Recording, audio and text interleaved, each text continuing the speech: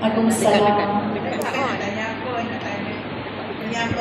Yang mengajar tu ialah memang orang itu bagi duit kan. Ya. Kan. Tapi tu tak tahu macam duit train, duit kipas, duit apa. Macam mana kita ambil macam mana? Baik.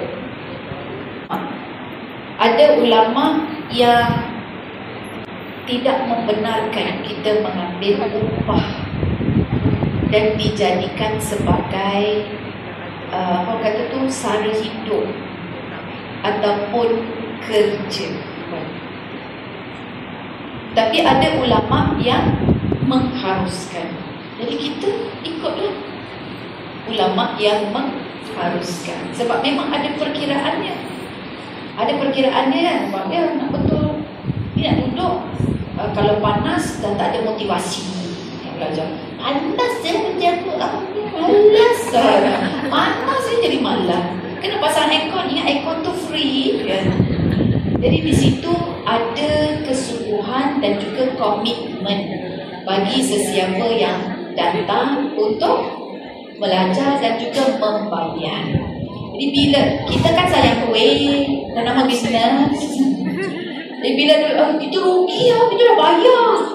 Macam tu kan, dah bayar, baru dia nak datang. Tapi kalau secara percuma-percuma, tengoklah Kak, dia kekal hanya seminggu je, lepas tu hilang. Tengok macam sembahyang tarawih, macam tu kan, hari pertama, minggu pertama, ramai Kak. Tapi bila dia bayar, dapat tempat. Contohnya kan, dia tak datang tu orang ambil tempat kita. Jadi di situ dia ada komitmen. Subhanallah. Maka kita ambil pandangan yang membenarkan. Cuma of course saya yakin guru-guru Al-Quran kita semua tak ada masalah. Dia nak letak berapa, kadang-kadang dia kata ikutlah berapa malu saya, dia cakap kan. Tapi itu sudah jadi hakikat sebab belajar Al-Quran dan Al-Quran ini sudah menjadi satu bidang di universiti. Belajar apa Al-Quran? Al-Quran dalam bidang apa? Taranum contohnya. Tak bidang taranum pun belajar hafiznya ke apa ke. Dia jadi bidang tuan. Bidang apa awak ambil? Al-Quran dan sunnah dia kata.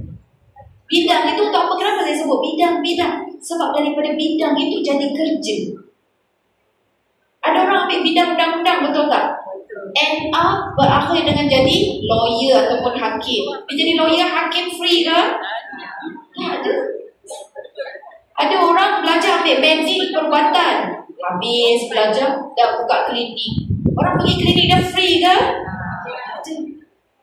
Orang yang belajar Al-Quran dalam bidang Al-Quran ini, habis belajar buka kelas Al-Quran, suruh free dah pula. Adil ke zalim tu? Saya tak cakap apa. Dia perempuan, tapi dia macam mana keadaan dia? Dia undang-undang dia tak tahu. Kedoktoran bukan bidang dia. Sebab hari ini kita punya agama sudah disistem dan dibidangkan. Sedangkan tak patut macam tu. Sepatutnya tak boleh. Dia kena semua orang. Kau doktor, kau lawyer, kau ekonomis, kau accountant, kau nak jadi apa-apa ke, political punya ni ke, wartawan ke apa ke, Al-Quran itu semua kena belajar. Sebab dia fardu ain. Faham tak ya? InsyaAllah. Saya suka lah orang beranang. Mahal.